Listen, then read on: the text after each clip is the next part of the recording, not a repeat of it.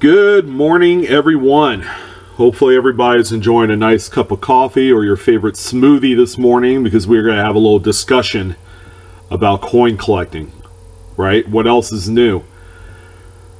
Almost 450 videos in to my professional YouTube career as Blue Ridge Silverhound, which spans all the way back to 2011, I believe, is when I first started this endeavor. And with the support of a lot of you and just hearing the overall, I don't know, consensus about the hobby, one thing's for sure: we are not hurting for new people in the hobby. That's for sure. And coin collecting is one of those things, those passions, because I've done other things as well. I've collected movie memorabilia, you know, back in high school. I've collected comic books, sports cards. Like right now, I'm getting back into vintage baseball cards. One thing I found out is that it is extremely expensive to obtain a near mint anything before 1975, which makes coin collecting the reprieve, because you have a varying degree of price points. You could go as cheap as you want, you could go as expensive as you want, and the satisfaction level is still there. So looking back at the last 30 years, typically, you know, in this type of business, and you know, the same parallel can be said with the stock market, and not getting into politics. Politics kind of plays a little piece of that as well. The coin market has seen its ups and downs, and I would say at this point are in a buyer's market. So the market is down right now, which makes it my number one reason why you should start collecting coins today. If you're looking at any high-end coin, and believe me, I hope you guys are enjoying the eye candy I have before you.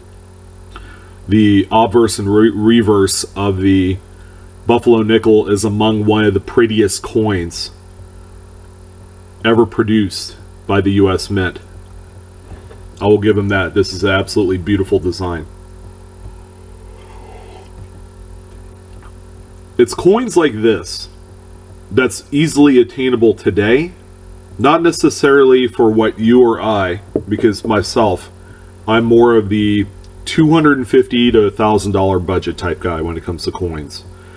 Very rarely do I exceed that, only because if I feel like I'm spending way too much money on a coin, then I probably am, and I feel less satisfied over the experience. But it's coins such as this 26 that 8 years ago, when we were in the middle of a mortgage crisis, these coins were selling in excess of $50,000 to $100,000 for a high-grade specimen. Today, a similar coin sells from $10,000 to $20,000. So what has changed? In 2008, 2009, again, we were in a crisis. Less people working, less cash flow in society.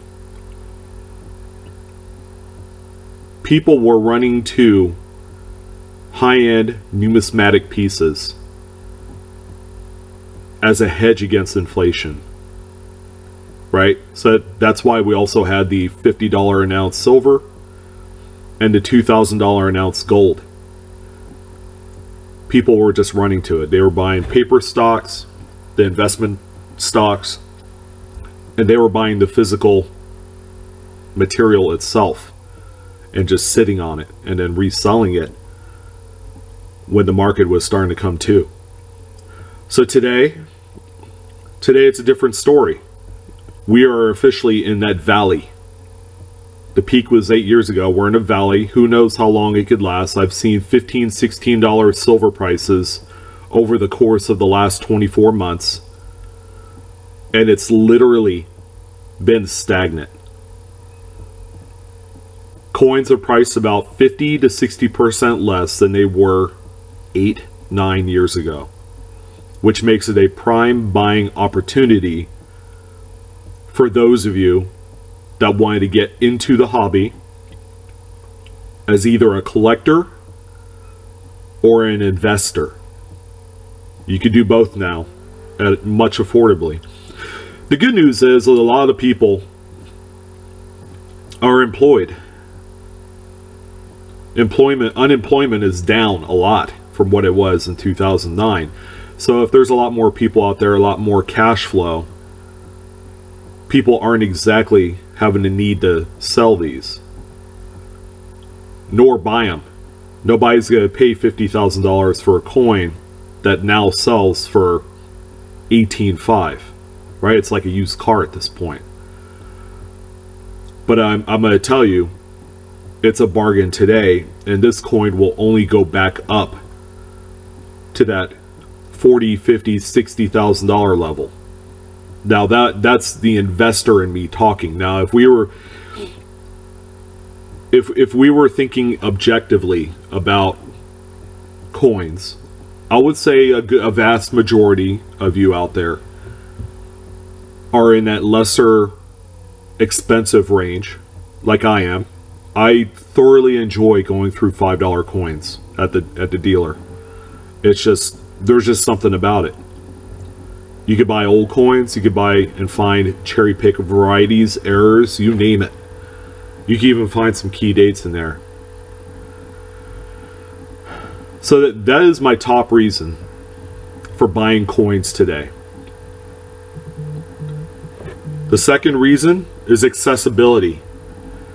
Today you have not only the dealer network, the actual physical brick and mortar stores that we attend, but there is a huge online presence. We have a lot of online auctions to lean on. The selection is huge out there. Now our online presence is only as good as the internet. So if the internet goes down one day because of bandwidth issues and just too much material on the internet, then it's something that we'll look back and say, man, you know what? I wish I would have gone online and bought all these coins. Now, it doesn't mean that we're going to resort back to paper catalogs and having to flip through a Coin World magazine to find the coins that we want or need. It's never going to happen. I think the digital age has come and gone, and it's very comforting to a lot of us.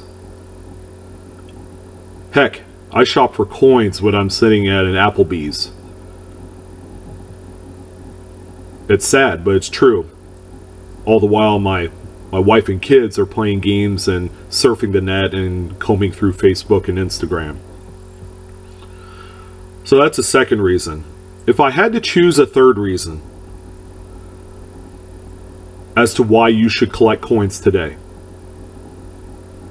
it's still a fresh and new market for the novice collectors, which means there is not this, because the market is down right now, you have less and less new people coming into the hobby, which is an advantage for you because there's more material to pick and choose from.